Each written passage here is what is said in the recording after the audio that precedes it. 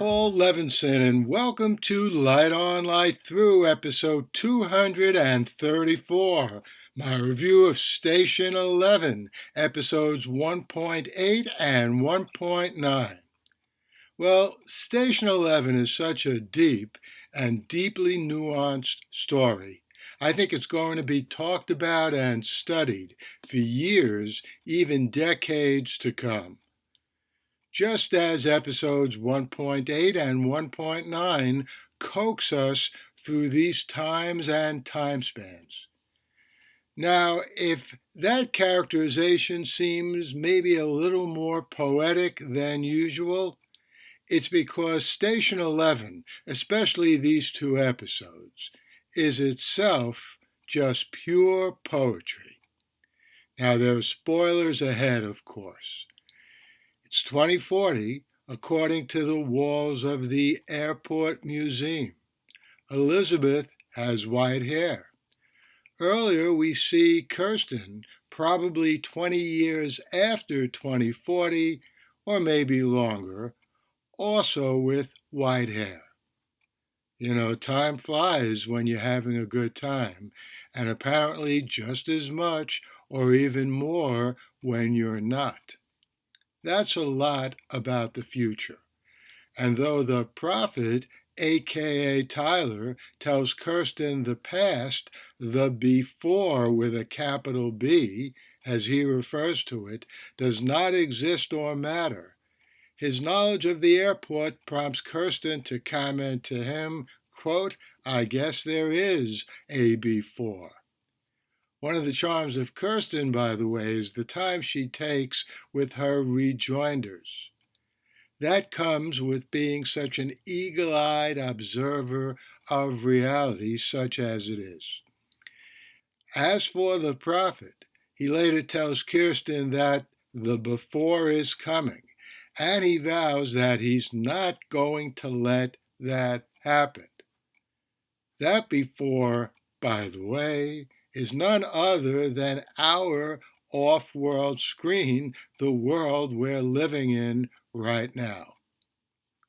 When Kirsten gets to see Sarah, she tells Kirsten that, quote, "the play's the thing," unquote. A familiar quote, right? But, you know, it's more than that in this meta-Shakespearean post-apocalypse narrative. Because in Station 11, the play is life. And Sarah, who may be dying from a heart attack, also tells Kirsten that she has to get better at saying goodbye. Which brings us to the next episode, 1.9, in which Kirsten says a final goodbye to Jivan, but we later learn that, quote, "goodbyes are better than death." I agree. In this story, we find Jivan in a situation literally pregnant with profundities, including the very experience of pregnancy. Quote, "there's a person inside me. I don't like strangers," unquote, one of the pregnant women tells Jivan.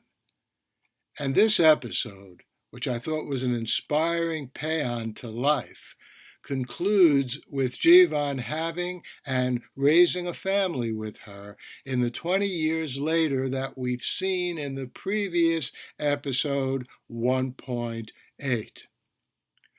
Earlier in 1.9, Terry, a real but de-licensed doctor who runs the department store, now a birthing center, says the essence of being a doctor is having, quote, "the courage to bear witness to death," unquote.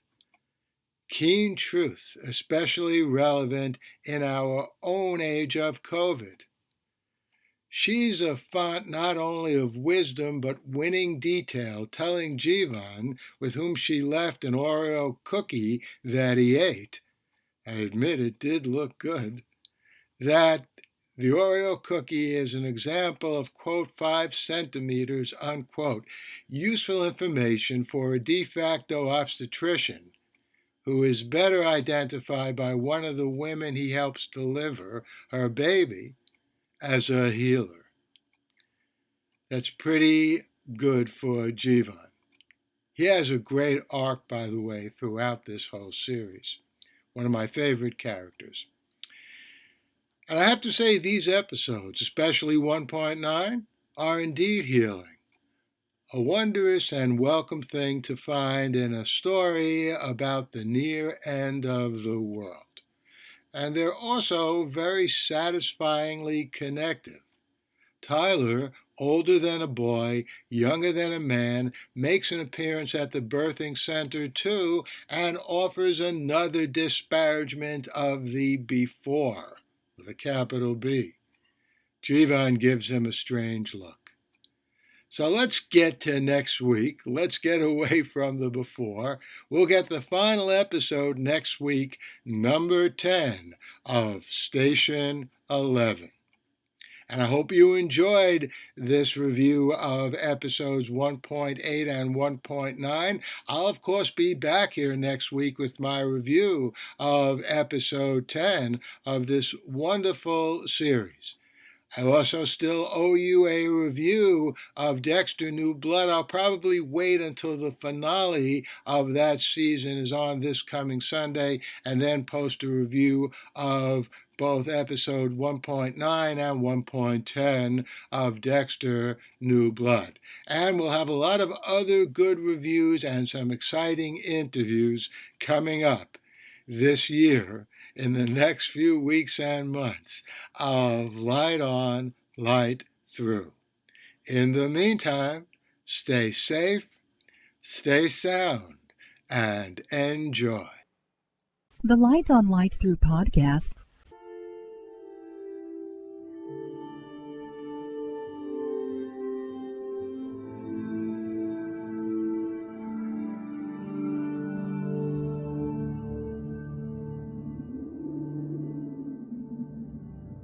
Athens, 2042 AD.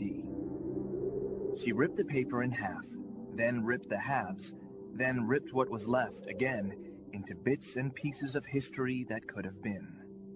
Sierra Waters had read once that, years ago, it was thought that men made love for the thrill, while women made love for the sense of connection it gave them. Curled Up with a Good Book says, Sierra Waters is sexy as hell. You can find out more about The Plot to Save Socrates by Paul Levinson at theplottoSaveSocrates.com.